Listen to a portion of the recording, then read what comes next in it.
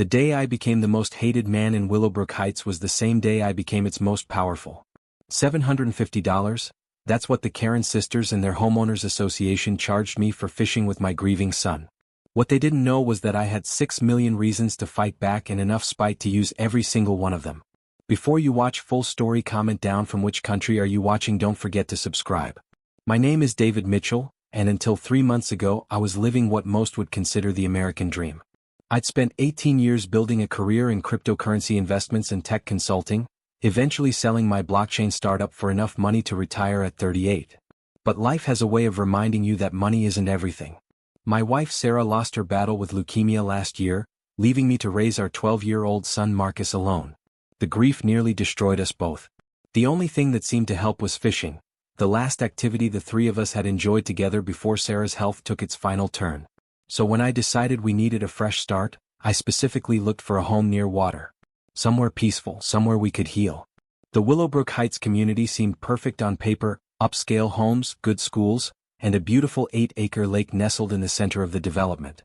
The realtor mentioned there was a homeowners association but assured me it was just the standard stuff: lawn maintenance, exterior paint colors, the usual. I should have read between the lines when she hesitated before adding, the HOA co-presidents, Brenda and Linda Patterson, are very dedicated to maintaining community standards. I didn't think much of it at the time. I dealt with difficult personalities throughout my career. How bad could two neighborhood bureaucrats be? I found out exactly how bad on a quiet Sunday morning in May. Marcus and I had been at the community lake for about an hour, fishing off the small wooden pier. It was the first time I'd seen my son genuinely laugh in months. He'd just caught his third base and was carefully releasing it when two sharp voices cut through the peaceful morning. "Excuse me, but what exactly do you think you're doing?" The women approaching us were clearly sisters, both in their late 40s, both significantly overweight, and both wearing matching purple track suits that strained against their bulk. Their bleached blonde hair was styled identically in what I can only describe as the universal, "I want to speak to the manager" haircut. They carried matching tablets and wore expressions that suggested they'd just caught us vandalizing public property. "Good morning," I replied, trying to keep my tone friendly. "Just enjoying some fishing with my son. I'm David Mitchell. We moved into the Oak Street house about 6 weeks ago." I extended my hand, but neither sister made any move to shake it. "I'm Brenda Patterson," the slightly larger one announced, "and this is my sister Linda. We're the co-presidents of the Willowbrook Heights HOA. Fishing is explicitly prohibited in our community lake," Linda added, her voice almost identical to her sister's. "This is a direct violation of HOA regulations. We'll have to issue a violation notice. The fine is $750, Brenda continued, tapping aggressively on her tablet. I felt Marcus freeze beside me. "There must be some mistake," I said calmly. The realtor specifically mentioned fishing as one of the community amenities. It was a major selling point for us. The sisters exchanged a look that seemed to communicate volumes. "The regulation was amended 6 weeks ago," Linda said with a thin smile. "All residents were notified via email. Ignorance of the rules doesn't exempt you from following them." Brenda turned her tablet toward me, showing a document with the heading, "Emergency Amendment to Recreational Use of Community Lake." The date showed it had been approved just 5 weeks earlier, 1 week after we'd moved in. "We never received any notification about this," I protested. "We personally oversee all communications," Brenda replied with absolute certainty. "The email was sent to every household. Perhaps you should check your spam folder, though we can't be responsible for residents who don't bother to read official communications." I felt my jaw tighten but kept my voice level. "May I ask why fishing was suddenly banned? This lake is clearly stocked with fish." The sisters glanced dismissively at our fishing equipment. "Environmental and safety concerns," Linda said. "The hooks can injure wildlife, and we've had complaints about the smell of fish and bait disturbing residents who are trying to enjoy the lake views from their homes. Not everyone wants to see this sort of activity while they're having their morning coffee on their patios," Brenda added, looking pointedly at our modest tackle box. Something in their tone made me take a closer look at the Patterson sisters. The way they surveyed our gear, the slight curls of their lips. This wasn't just about rules. "We're being very careful," I said. "Marcus and I always practice catch and release, and we clean up completely when we're done." Both sisters' expressions hardened simultaneously. "Mr. Mitchell," Brenda said slowly, "perhaps you don't understand how things work here at Willowbrook Heights. We maintain certain standards in this community. This isn't a public fishing hole, Linda continued. The residents who've lived here for years expect a particular atmosphere. They both glanced at Marcus, then back to me. New residents sometimes struggle to adapt to our community culture, Brenda said. People who are more accustomed to, shall we say, different types of neighborhoods. The implication was crystal clear, and I felt a surge of anger rise in my chest. I was about to respond when I heard a small sniffle beside me. Marcus had tears welling in his eyes. This was supposed to be our healing place, a spot where for just a little while he could forget that his mother was gone. And now these women were ruining it with their thinly veiled condescension. We'll pack up, I said quietly, placing my arm around Marcus's shoulders. Please email me the details of the fine and the full updated regulations. Both sisters smiled triumphantly. Excellent, they said in unison. We're glad we understand each other. And do check your email more carefully in the future, Mr. Mitchell. We wouldn't want any further misunderstandings. They turned and walked away, their matching track suits rustling as they moved. As we gathered our equipment, Marcus wiped his eyes. Dad, why were those ladies so mean? We weren't hurting anything. I didn't have a good answer for him, at least not one that was appropriate to share with a 12-year-old. Some people just like rules more than they like people, kiddo, I said finally. Let's go home and order some pizza. Later that day, after checking my email including spam folders, and finding no notification about the fishing ban, I started researching our HOA more thoroughly. What I discovered was illuminating. The Patterson sisters had been co-presidents for 10 consecutive years. Their day jobs? Co-owners of a property management company specializing in luxury community oversight. I also found several social media posts from both sisters hosting elaborate lakeside parties at the very same lake where they'd just find me for fishing. Many of these events featured catered food, live music, and open bars, apparently exempt from concerns about community atmosphere. Technically, Crestwood could renew the lease, sell the lake outright to the HOA, or find another buyer entirely. Most residents have no idea. They think the HOA owns everything in the community. Frank leaned forward. But here's where it gets interesting. I've heard through some contacts that Crestwood is facing serious financial difficulties and might be looking to liquidate assets quickly. And our friends, the Patterson sisters, know this. Over the next hour, Frank and I dug deeper into public records. What we discovered was a pattern of manipulative behavior by the sisters that went far beyond petty rule enforcement. Through various shell companies connected to their property management business, they had been quietly acquiring properties throughout the neighborhood whenever residents were forced to sell, often after being hounded out by excessive HOA fines and violations. And now they're after the biggest prize, Frank concluded. From what I've gathered, they've been in private talks with Crestwood to purchase the lake property themselves. Not for the HOA, mind you, for their own development company. Word is they plan to reduce lake access and build additional luxury homes on part of the shoreline. That would explain the sudden fishing ban. It's about gradually restricting lake usage to prepare for a complete change in ownership. Frank introduced me to another potential ally, Dr. Patricia Chin, a retired pediatrician and one of the few residents who openly opposed the Patterson sisters' leadership. Dr. Chin, an elegant woman in her early 60s, had experienced the sisters' subtle discrimination firsthand. She invited us to her study the following evening, where she revealed a meticulously maintained database tracking HOA activities over the past decade. I started this as a simple record-keeping exercise, she explained, gesturing to her computer screen filled with spreadsheets. But it quickly became apparent that there was a pattern to Brenda and Linda's enforcement actions. The data was undeniable. Homeowners with children received violation notices at nearly twice the rate of childless households. New residents were cited for infractions that long-standing homeowners routinely got away with. And most tellingly, properties that eventually sold at below-market rates due to compliance issues frequently ended up in the hands of shell companies with connections to Patterson Property Management. The sisters' real estate operation is clever, Dr. Chin explained, pulling up property records. They never purchase directly. Instead, they use a network of LLCs: Willowbrook Investments, Patterson Holdings, Heights Vista Properties, all ultimately tracing back to them, but obscured enough to avoid obvious connections. She showed me documentation of 8 different homes that had been purchased this way over the past 7 years, all following the same pattern: excessive HOA violations, declining property values, desperate sales, and eventual high-profit resales after cosmetic renovations. Frank nodded grimly. The lake is their endgame. Crestwood Development has been struggling since the recession. They overextended on commercial properties and have been quietly liquidating residential assets to cover debts. The lake was never meant to be permanent green space, Dr. Chen added. The original development plan from 25 years ago actually included lakefront condominiums, but environmental regulations at the time prevented construction. Those regulations have since been relaxed.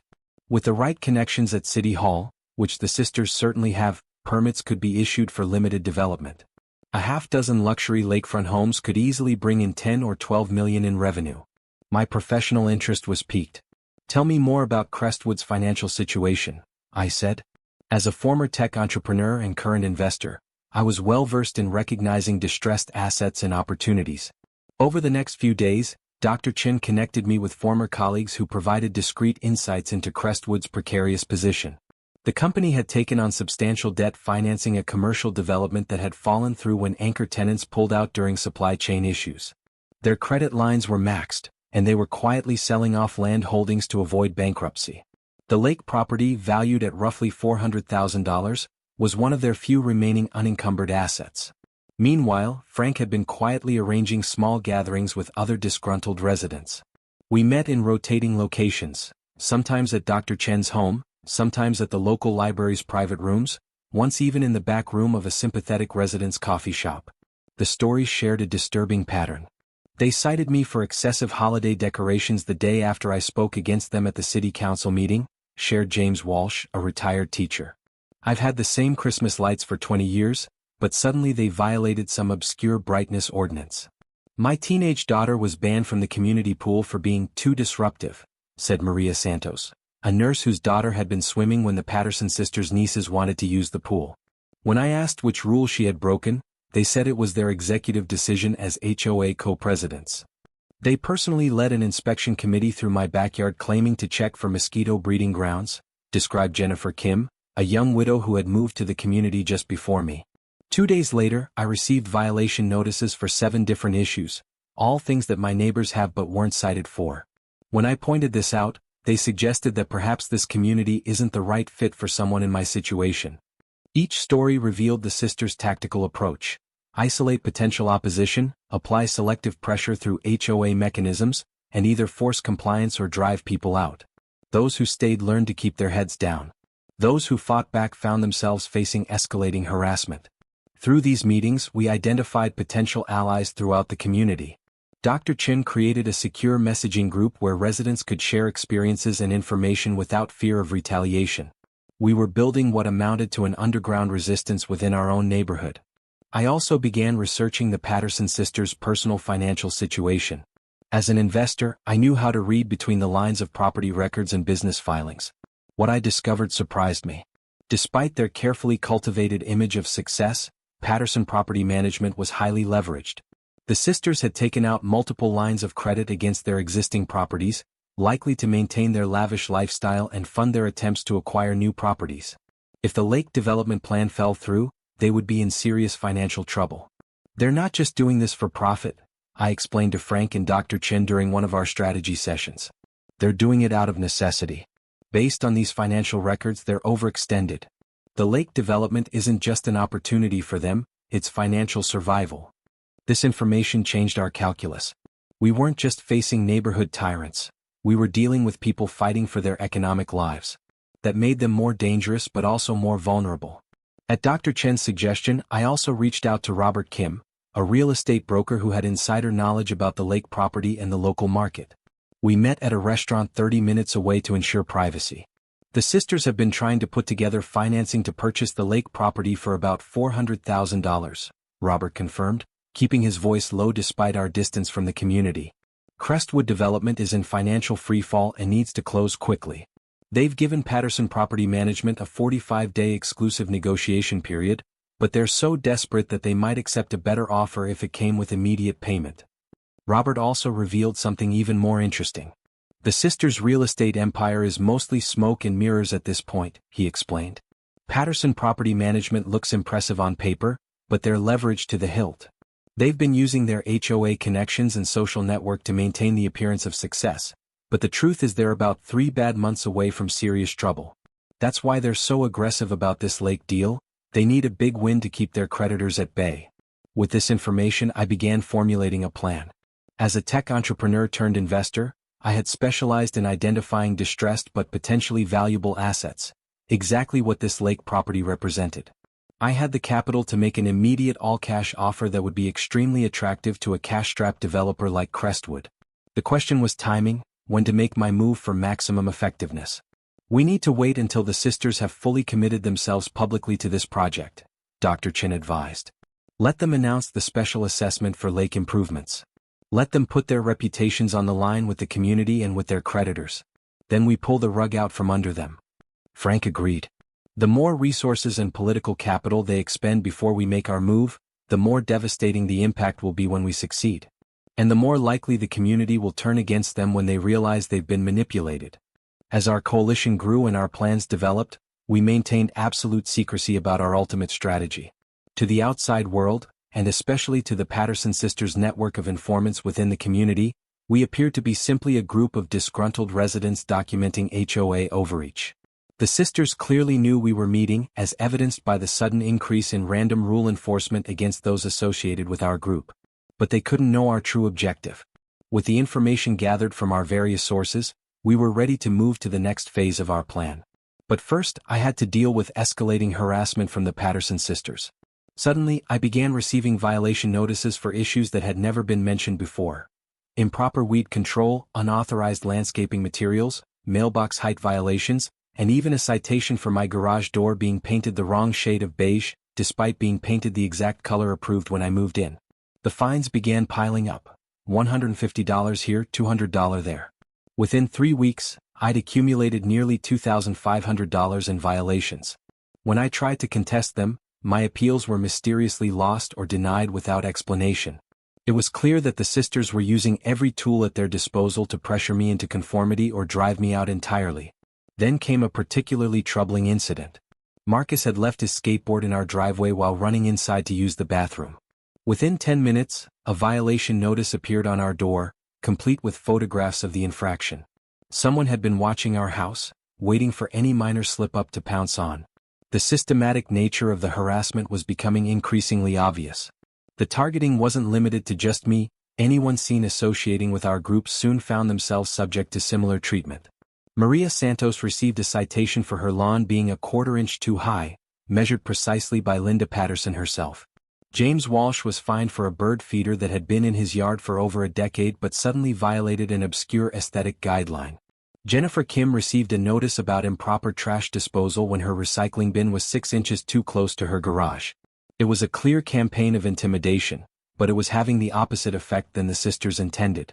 Instead of scaring people away from our coalition, their heavy-handed tactics were driving more residents to our secret meetings.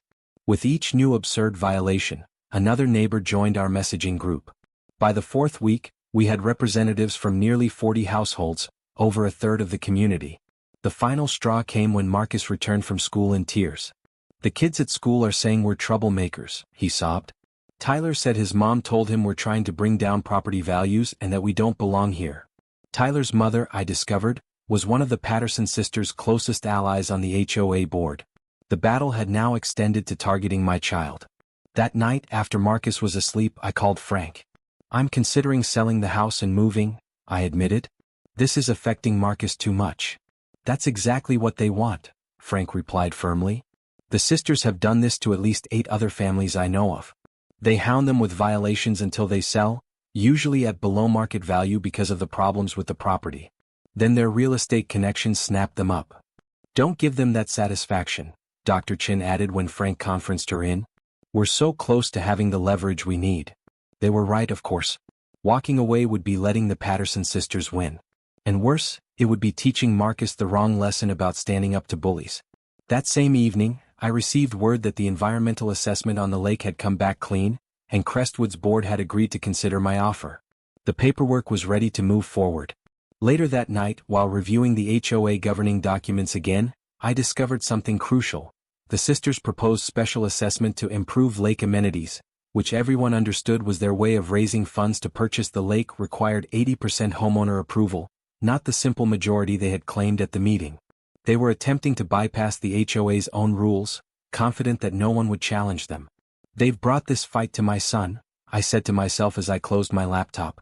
Time to show them what happens when you anger someone who spent their career learning how to identify and exploit system vulnerabilities. The next morning, I withdrew $450,000 from my investment accounts, approximately 12% more than the Patterson sisters offer for the lake property. I called Dr. Chin, who not only encouraged my plan but offered to loan me another $75,000 to ensure we had enough leverage for any contingencies. Within 72 hours, I had signed all the paperwork with Crestwood Development. The lake, all 8 acres of it, including the surrounding 15-foot shoreline perimeter, now belonged to me. Not the HOA and certainly not the Patterson sisters. What made the transaction particularly sweet was the timing. The day after I closed the deal, the sisters had scheduled a special HOA meeting to announce their vision for the future of our lake. They had even hired a local architecture firm to create renderings of proposed improvements, which, based on the preview I'd seen on the community bulletin board, included reducing the actual water area by about 30% to make room for a members-only lakeside clubhouse and premium waterfront lots. I kept this information absolutely confidential, sharing it only with Frank and Dr. Chin. Meanwhile, the Patterson sisters were becoming increasingly aggressive, holding an emergency HOA meeting to announce a special assessment for critical community improvements, $75 per month additional fees from each household, supposedly for lake maintenance, but actually to build their war chest for the purchase. At the meeting, both sisters stood at the podium with a PowerPoint presentation titled, Elevating Willowbrook Heights, a Premium Vision. They spent 30 minutes outlining how the strategic reimagining of the lake area would enhance property values and community prestige. What they didn't mention, of course, was that Patterson Property Management would be handling the development and sales of the new lakefront properties they planned to build. The sisters also launched a thinly veiled smear campaign against me. Without naming me directly, they spoke about certain new elements in our community who don't understand our values, and financially irresponsible individuals trying to undermine property values. Dr. Chin bravely stood up to defend me, only to have both sisters publicly humiliate her by bringing up a long-resolved medical malpractice lawsuit from her past. We find it interesting, Brenda said with mock sweetness, that Dr. Chin feels qualified to lecture us about community standards when she herself faced professional misconduct allegations just a few years ago. Perhaps we should focus on getting our own houses in order before criticizing others, Linda added. It was a low blow. Dr. Chin had indeed faced a lawsuit, but it was a frivolous claim that had been dismissed completely. The way the sisters framed it, however, made it sound like she was an incompetent doctor. The meeting devolved further when Margaret Thompson tentatively suggested that perhaps a community vote should be taken before changing lake regulations so drastically. Both sisters fixed her with identical icy stares. Margaret, Brenda said slowly, I believe your home-based catering business license renewal is coming up soon, isn't it? It would be a shame if there were any complications with that, Linda added. The threat was barely concealed and Margaret immediately backed down. As I watched this public display of intimidation, I felt a strange sense of calm. The sisters had no idea that their grand plans had already been derailed. That the lake they were presenting as the centerpiece of their vision no longer belonged to Crestwood and would never belong to them. The satisfaction of knowing what was coming almost made up for the months of harassment. Meanwhile, the sisters had used their connections with Mayor Rebecca Wilson to create administrative pressure on me. Suddenly, my home was subject to random safety inspections, and questions were raised about building permits for renovations the previous owner had completed years ago. The mayor didn't dirty her hands directly, but her building inspector, a longtime friend of the Patterson family, was suddenly very interested in the structural integrity of my deck. The pressure was working. When Marcus came home crying for the 4th time in 3 weeks because classmates were excluding him based on rumors about our family, I nearly gave in. But then I received the phone call I'd been waiting for. Crestwood's lawyer confirmed that the Patterson sisters had just been informed that the lake property had been sold to an anonymous third-party investor and that all negotiations with them were terminated. Within hours, both sisters were on my doorstep, their carefully maintained composure visibly cracking. What did you do? Brenda demanded, not bothering with pleasantries. We know you've been talking to Crestwood. Did you sabotage our deal? We've been working on this for months, Linda added, her face flushed with anger. You can't just waltz in here and destroy years of planning. I smiled pleasantly. I have no idea what you're talking about, ladies. Though I did hear the lake property was sold. I hope the HOA has a good relationship with the new owner. Both sisters' eyes narrowed simultaneously. This isn't over, Brenda hissed. The HOA has a binding recreational use agreement. Whoever bought that lake can't change access without our approval. I think you should check the terms of that agreement, I replied calmly. From what I understand, it expires in less than 3 weeks, and renewal is at the sole discretion of the property owner. Linda's face paled slightly, but she recovered quickly. The community won't stand for this. We'll sue for right of access. We'll get the city involved. We'll fight this in every court in the state. Good luck with that, I replied, still smiling as I closed the door. The next 48 hours were fascinating to observe. The sisters called an emergency HOA board meeting, closed to the general community. Through our network, we learned they were frantically trying to identify the new owner and develop strategies to maintain control of the lake. They even enlisted Mayor Wilson to look into possible zoning restrictions or eminent domain claims, all of which Frank assured me were legally baseless given the property's history and designation. Over the next week, the sisters grew increasingly desperate. They convened an emergency legal committee meeting, claiming the HOA would fight to maintain their rights to the lake. The mayor began making noise about zoning regulations and public access requirements, though as Frank confirmed, none of these had any legal standing given the property's private status. Meanwhile, I quietly met with a water quality expert and a local conservation organization to assess the lake's ecological health. What they found was concerning. Years of unregulated landscaping chemicals from surrounding properties had created abnormal algae growth, and the fish population was showing signs of stress. The HOA had been completely neglecting the actual environmental health of the lake while using environmental concerns as an excuse to restrict activities like fishing. I also consulted with a security expert about installing cameras and creating a proper management plan for the property. Everything was being prepared for the moment when I would reveal myself as the new owner. The turning point came when the Patterson sisters decided to make a bold statement. They organized a massive lakeside party for all original homeowners, conspicuously excluding newer residents, to assert our community rights to our lake. The event was scheduled for Saturday afternoon, complete with catered food, live music, and prominently displayed open bars at each end of the lake. What the sisters didn't know was that I had already filed the necessary paperwork to terminate the recreational use agreement early, citing multiple violations of the maintenance terms. My attorney had confirmed that the HOA's neglect of water quality standards provided ample grounds for immediate termination, though the agreement would have expired in less than 2 weeks anyway. I decided this was the perfect moment for the big reveal. As the sisters' party reached full swing with about 80 residents drinking and socializing around the lake, I arrived with Frank, Dr. Chin, and 2 unexpected guests. My real estate attorney and a local police officer I'd briefed on the situation. Walking calmly into the center of the gathering, I picked up the microphone Brenda had been using for announcements. "Good afternoon, everyone," I said clearly. "I hope you're enjoying this beautiful day at the lake." Both sisters immediately rushed over, attempting to take the microphone. "This is a private community event," Linda said loudly. "You weren't invited." "Actually, ladies," I replied, holding firmly to the microphone, "I think there's been some confusion about who should be inviting whom." I nodded to my attorney, who handed me a document.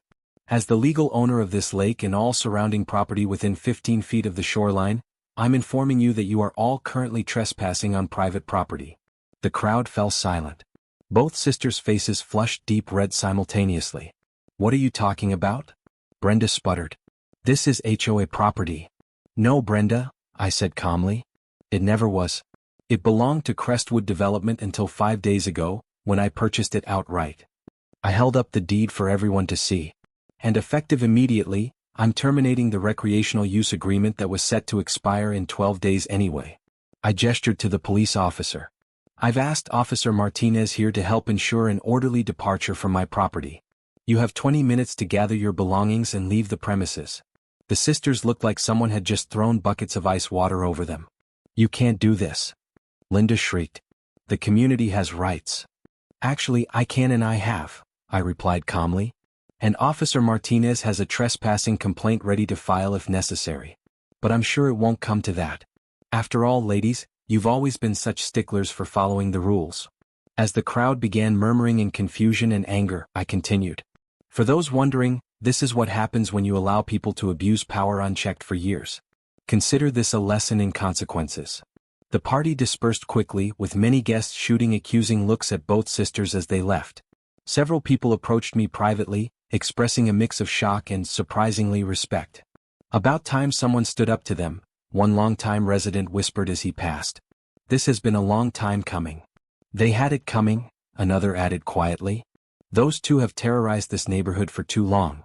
Within the week, I had private property no trespassing signs installed around the lake perimeter and hired security to patrol the area 24 hours a day. I also organized a small press conference with the local newspaper to announce my plans to convert the lake into a natural fish conservation area and educational space for children to learn about local ecosystems. The lake has been environmentally neglected for years, I explained to the reporters. Our water quality tests show concerning levels of phosphates and nitrates from lawn chemicals. My team of environmental experts will be implementing a restoration plan to return this beautiful resource to a healthy state. The community reaction was mixed but increasingly favorable as details of the sisters' plan development leaked out.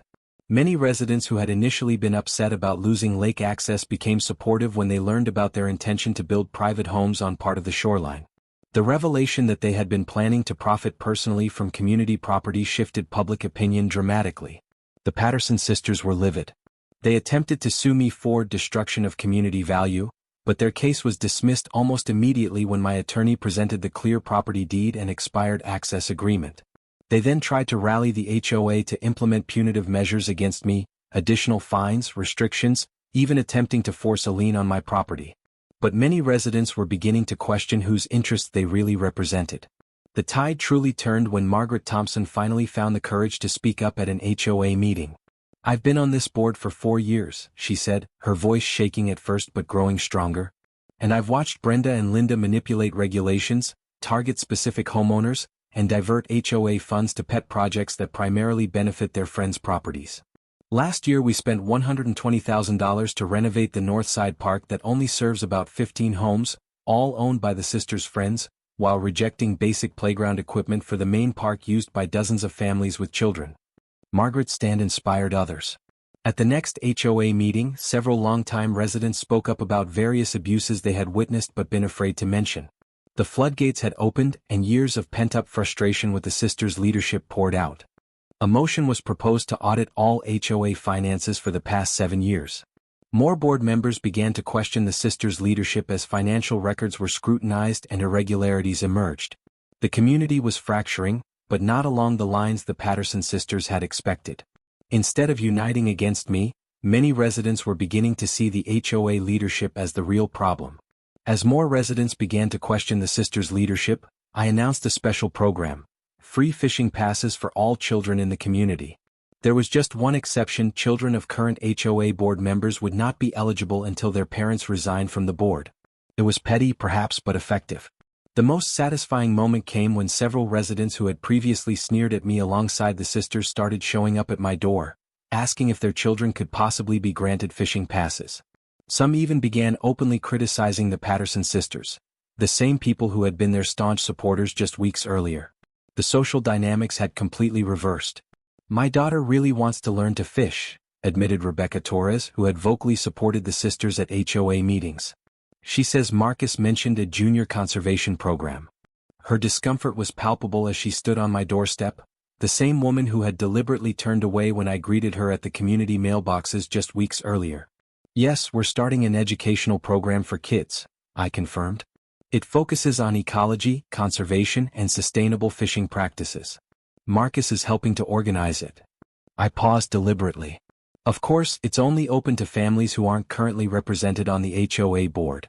Rebecca's expression was a fascinating mixture of frustration and calculation. I've been reconsidering my position on the board lately. The recent decisions seem quite concerning. How interesting, I replied neutrally. Well, if your situation changes, please let me know. The program starts next Saturday. Within 2 days, Rebecca had publicly resigned from the HOA board, citing personal reasons. 3 other board members followed suit within the week. The Patterson sisters grew desperate. They spread rumors that the lake was polluted and dangerous, claims I quickly debunked by publishing professional water quality test results showing it was actually cleaner than when under HOA management. Then they made their most desperate move yet, attempting to bribe Frank Rodriguez with promises to clear all his past HOA violations and offering him a position on a new board once they resolved the lake situation. What they didn't know was that Frank recorded the entire conversation. "We can make all those violation notices disappear, Frank," Brenda's voice said clearly on the recording. And there would be a place for you on the restructured board with a generous stipend, of course. All you need to do is help convince Mitchell to sell the lake back to the HOA, Linda added. Tell him about the environmental liabilities the insurance cost. Scare him a little. Frank played the recording for me with a satisfied smile. I think our friends have forgotten the first rule of being villains. Never try to corrupt a retired civil engineer who still believes in ethics. The final act of the sisters' reign came late one night when my security cameras captured both Brenda and Linda, along with another HOA board member, trespassing on my property. They were apparently attempting to collect water samples, or more likely, contaminate the water to support their pollution claims. The footage clearly showed Linda pouring something from a small bottle into the lake near where children often fished, while Brenda acted as a lookout. I immediately sent the video to the police. Both sisters were charged with criminal trespassing and attempted environmental contamination. As they were being processed at the local police station, investigators began looking more closely at HOA finances during their tenure. What they found led to additional investigations into misappropriation of funds, selective enforcement of regulations based on personal relationships, and evidence that they had been using their positions to drive down certain property values before their real estate connections purchased them. 2 weeks later, I invited all community residents except the current HOA leadership to a meeting at my home to discuss the future of the lake. The turnout was extraordinary, with nearly every household represented. I laid out my proposal. I would transfer ownership of the lake to a newly established community trust, with 3 conditions. First, the HOA leadership would need to be completely restructured, with term limits and transparent voting procedures. Second, all HOA regulations would be reviewed and amended to ensure fair and equal application across all residents. Third, an independent ethics committee with rotating community membership would be established to oversee HOA decisions and prevent future abuses of power. Then I revealed my final move, one that even Frank and Dr. Chen hadn't known about. Many of you may not be aware, I explained to the stunned gathering, but during the past month, I've also been quietly purchasing the mortgage notes on several properties in this community from First National Bank. I paused to let this sink in, including the Patterson sisters' homes. The room erupted in shocked murmurs. Using my financial connections and Dr. Chen's banking relationships, I had indeed purchased the debt obligations on nearly 25% of the community's homes, focusing particularly on properties owned by the sisters and their closest allies. It was perfectly legal, if unconventional, and gave me significant leverage. I have no intention of foreclosing on anyone or calling in these debts, I assured the concerned faces before me. In fact, I'm prepared to offer refinancing at below-market rates to every homeowner. But first, we need to fix the broken system that's been dividing this community for years. The vote to replace the HOA leadership was nearly unanimous. The Patterson sisters were forced to resign in disgrace, facing not only the criminal charges for trespassing and attempted contamination but also multiple civil lawsuits from homeowners who had been unfairly targeted by their policies. Their property management company came under investigation for unethical practices, and within months, both sisters had put their houses on the market. Finding no local takers due to their now toxic reputations, they eventually sold at significant losses and moved out of state. Margaret Thompson was elected as the new HOA president, promising comprehensive reforms and transparency. The lake was officially renamed Sarah's Lake in honor of my late wife, and I transferred ownership to the newly established community trust with legally binding conditions ensuring it would remain accessible to all residents in perpetuity. 4 months after the whole ordeal began, Marcus and I hosted a community fishing day at Sarah's Lake. Nearly every family in the neighborhood attended, children laughing and learning to fish together, parents chatting amicably across social circles that had previously been rigidly separated by the sisters' influence. As Marcus and I sat on the dock that evening after everyone had gone home, watching the sunset reflect on the water, he smiled, a real, full smile that reached his eyes. "Mom would be really proud of you, Dad," he said softly, leaning against my shoulder. Looking out over the peaceful lake where families had gathered in harmony for the first time in years, I thought about how justice sometimes comes not from winning, but from rebuilding what was broken. "I think she'd be proud of both of us, kiddo," I replied. 1 year later, our community had become a model for HOA reform, with several neighboring developments adopting our governance structure and ethics guidelines. The Patterson sisters had moved to another state after losing most of their assets in the lawsuits and investigations. I was approached about running for mayor after Rebecca Wilson decided not to seek re-election following revelations about her relationship with the sisters. but I declined. Instead, I established a scholarship fund in Sarah's name for children who had lost a parent to cancer. Sometimes the best way to defeat bullies isn't to become a bigger bully, it's to change the rules of the game entirely. And if you're watching this video while dealing with your own HOA nightmare, remember, never underestimate the power of someone who understands the system and has the patience to wait for the perfect moment to use it. The Patterson sisters thought they could intimidate me into submission with their petty fines and power games. What they didn't realize was that they were dealing with someone who had spent years identifying weaknesses in systems and exploiting them for profit. They made it personal when they targeted my son. That was their biggest mistake. Because when you threaten a father's child, you'd better make sure you're not standing on quicksand. And in the end, watching their entire empire crumble from a single well-timed chess move was worth every dollar I spent and every sleepless night I endured. The lake is now thriving, the community is healing, and Marcus is learning to fish again in waters that will belong to the people forever. Sometimes justice isn't about revenge, it's about making sure the bullies never have the power to hurt anyone else again. And that's a legacy worth leaving.